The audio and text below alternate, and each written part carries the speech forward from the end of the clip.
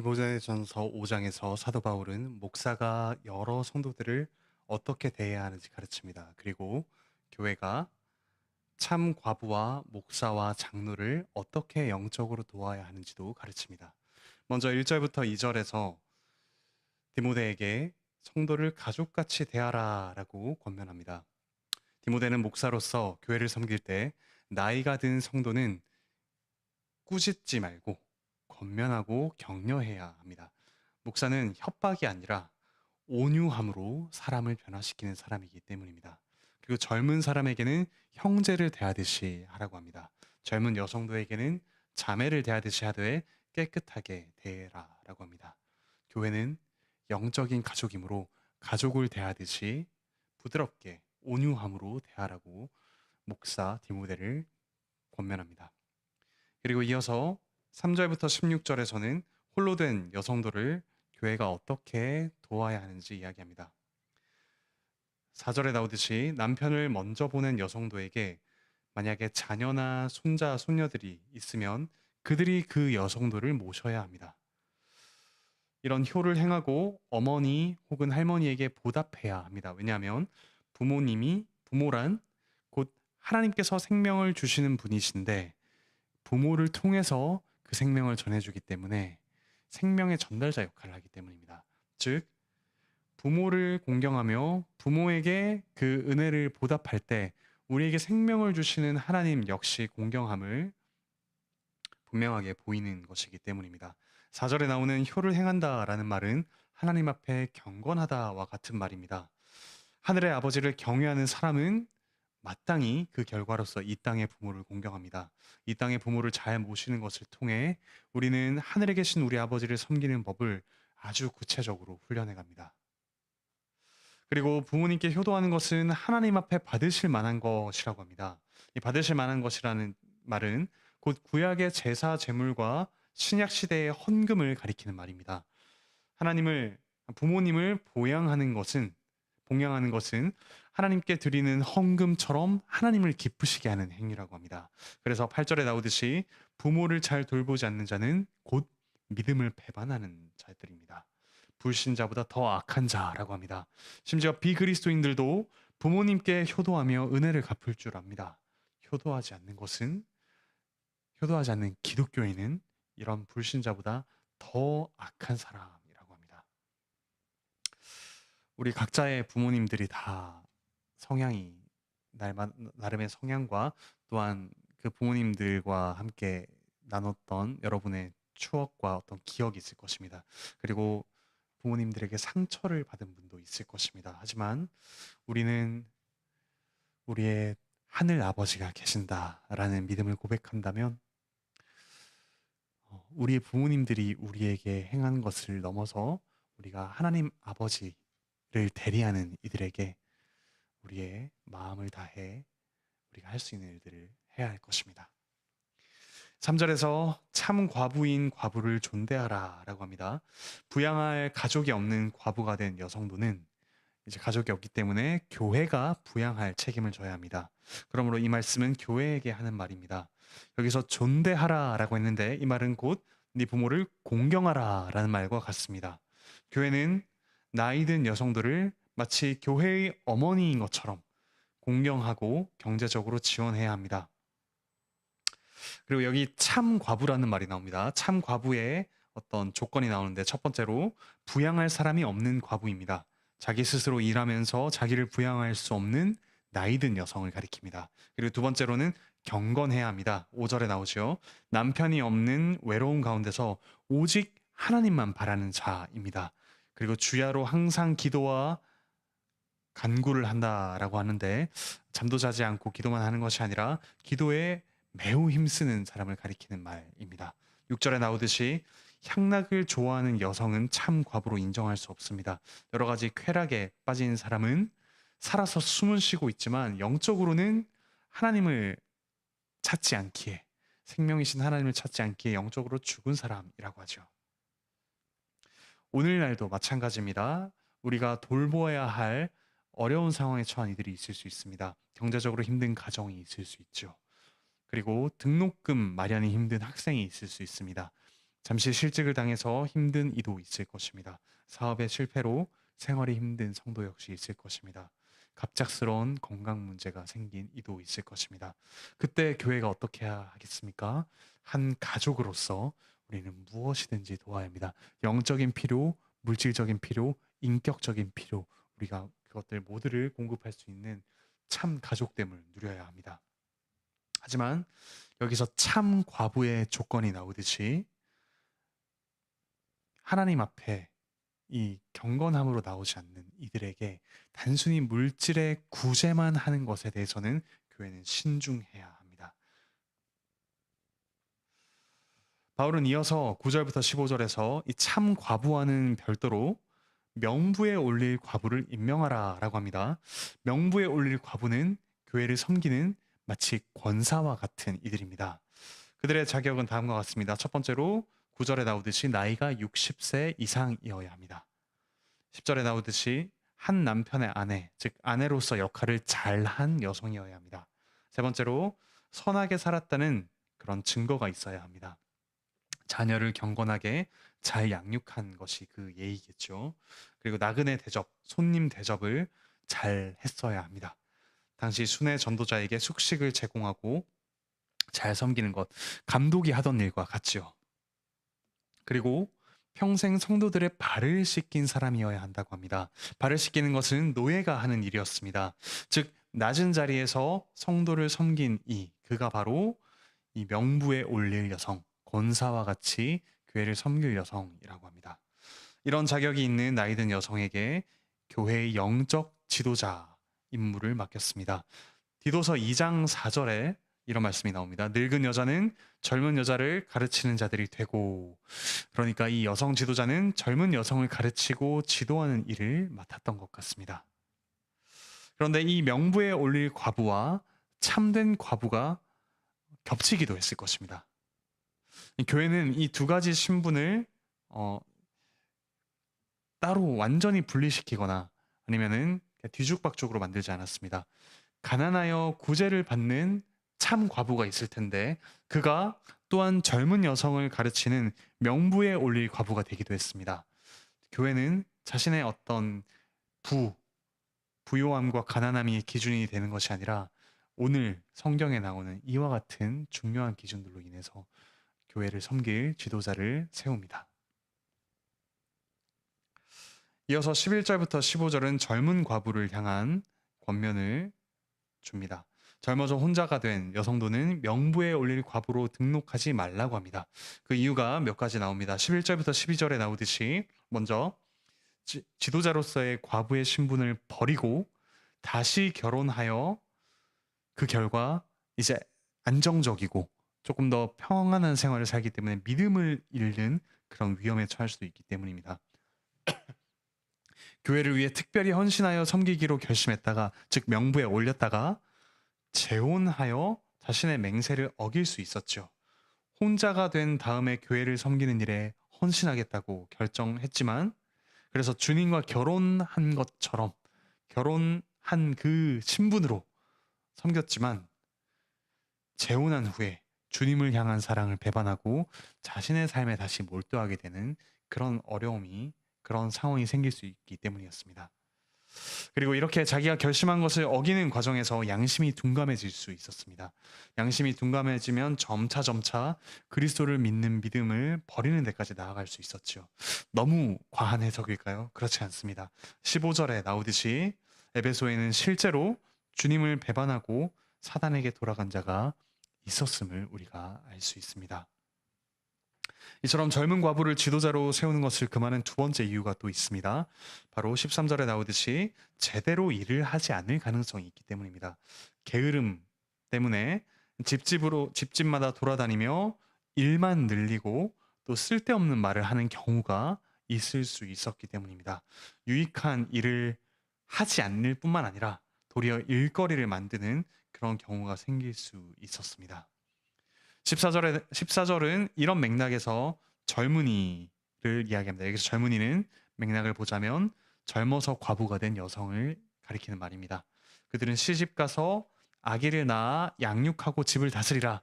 즉 아직 젊기에 이제 그 가정을 세우는 일에 더욱더 힘쓰라.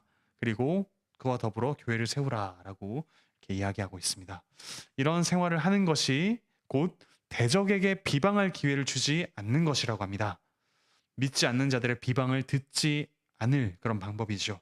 사단의 비방거리가 되지 않고 자신의 가정을 세우는 일에 충실할 수 있습니다.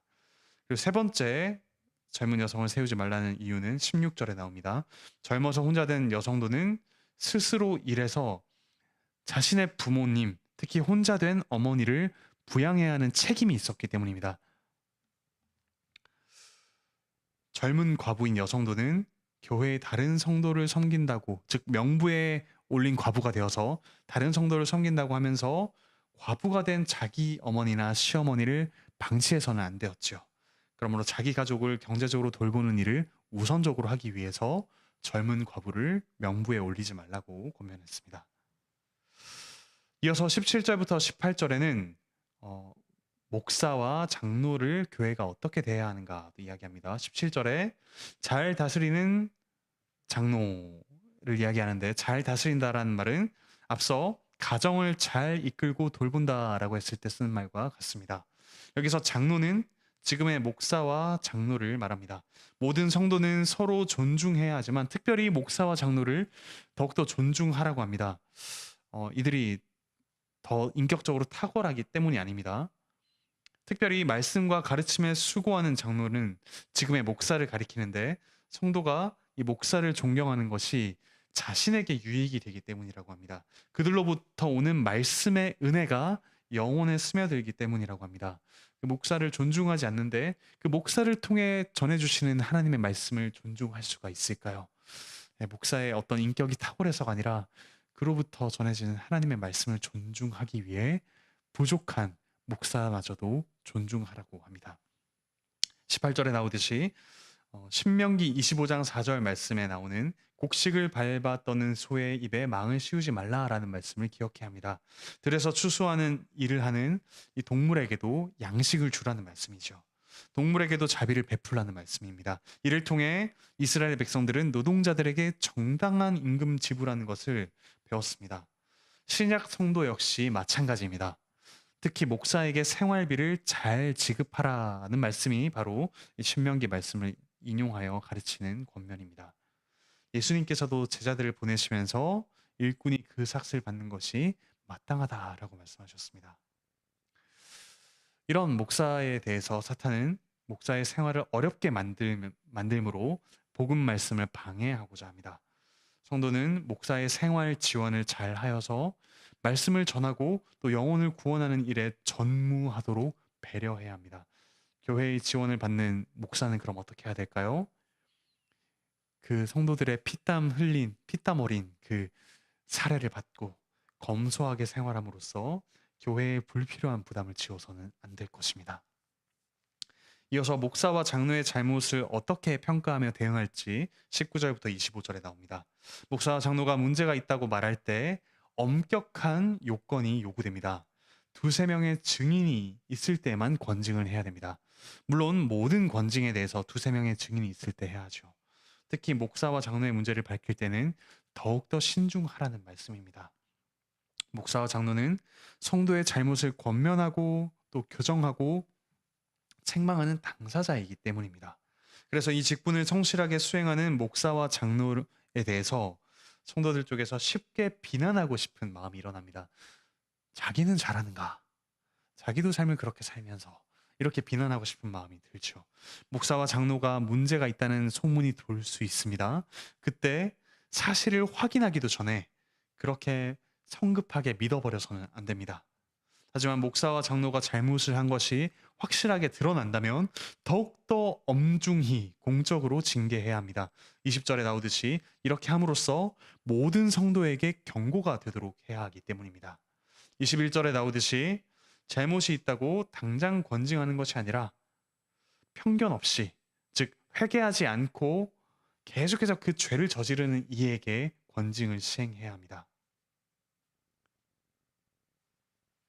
그리고 이 권징의 문제를 사도 바울은 이제 하나님과 그리스도와 택하신 천사들 앞에서 하는 것이라고 그 앞으로 이 권징의 문제를 가져옵니다.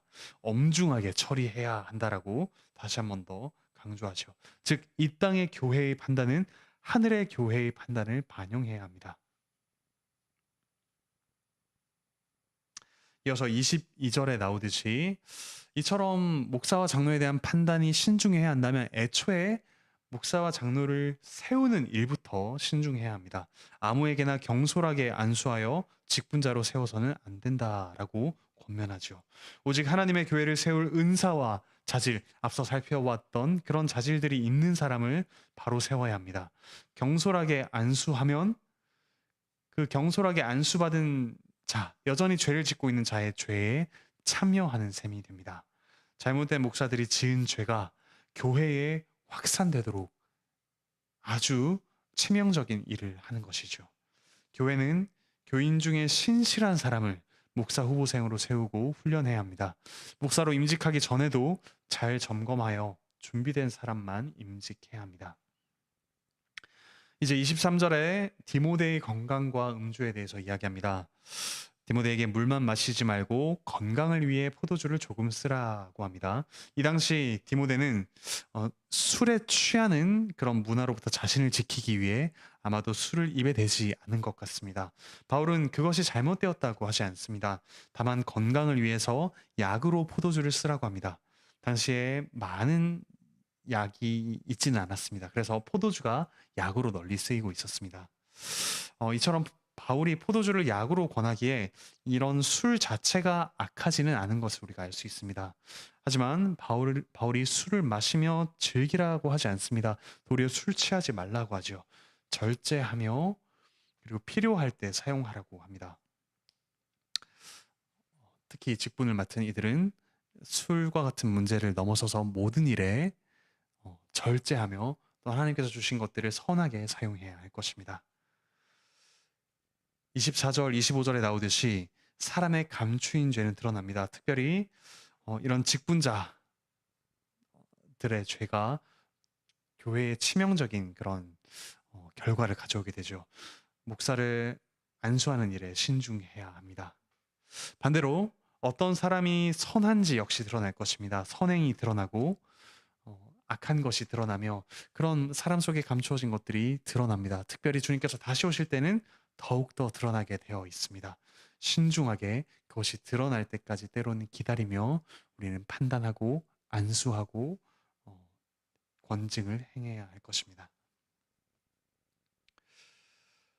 때로 목사와 장로, 집사들이 교회를 위해 선한 일을 할 때도 오해를 받을 때가 있습니다.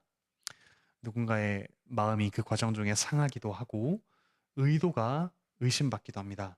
하지만 하나님께서는 그 선행을 결국 밝히 드러내실 것입니다. 혹시 지금 교회를 섬기시며 오해 가운데 있는 분들이 계십니까? 교회를 섬기시며 그 선행이 도리어 의심받고 그 의도가 의혹에 휩싸인 분들이 계신다면 하나님께서 그것을 알고 계심을 기억하시길 바랍니다. 그리고 주님께서 다시 오실 때 영원히 그것들이 밝히 드러날 것을 기대하시며 지금 평안 가운데 여러분의 선한 일을 지치지 말고 낙심하지 말고 계속해서 행하시기 바랍니다. 이처럼 낙심하지 않고 신중하게 죄와 싸우며 직분을 행하는 우리를 통해 주님의 교회가 세워지고 또한 주님의 나라가 점점점 이루어져 갈 것입니다. 이와 같은 경험을 해가는 우리 모든 형제자매 되시기를 바라고 축복합니다. 기도하시겠습니다. 하늘에 계신 우리 아버지 하나님 참으로 감사드립니다.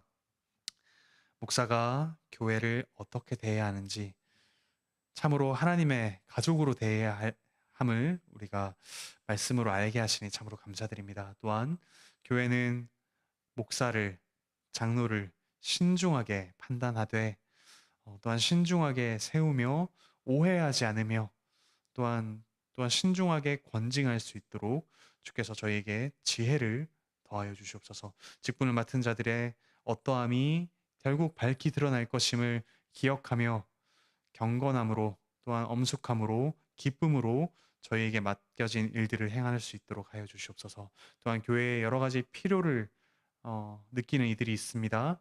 교회가 그들을 잘 돌아보게 하여 주시고 또한 교회를 세워가는 일에 부족함이 없을 수 있도록 저희의 모든 성도들, 이 공식적인 직분자들뿐만 아니라 여성 성도들 그리고 우리 어린이들까지 모두 다 이 교회를 세우는 데 부족함이 없을 수 있도록 주께서 은혜와 기쁨과 능력을 더하여 주시옵소서. 몸과 마음에 아픔이 있는 이들 주께서 속히 회복시켜 주시옵소서. 가정과 직장과 학교에서 믿음의 씨름을 하는 이들에게 주께서 힘을 더하여 주시옵소서. 감사드리며 예수 그리스도의 이름으로 기도합니다. 아멘.